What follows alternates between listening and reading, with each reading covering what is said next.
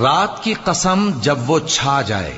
اور دن کی قسم جب وہ روشن ہو جائے، اور اس ذات کی قسم جس نے نر اور مادہ پیدا کیے کہ تم لوگوں کی کوشش طرح طرح کی ہے۔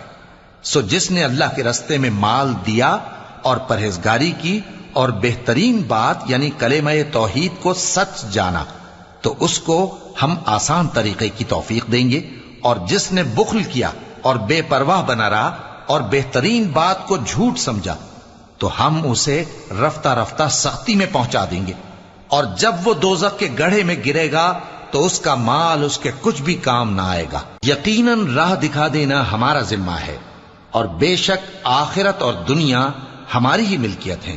سو میں نے تم کو بھڑکتی آگ سے خبردار کر دیا ہے، اس میں وہی داخل ہوگا جو بڑا بدبخت ہے، جس نے جھٹلایا اور منہ پھیرا، اور جو بڑا پرہیزگار ہے وہ اس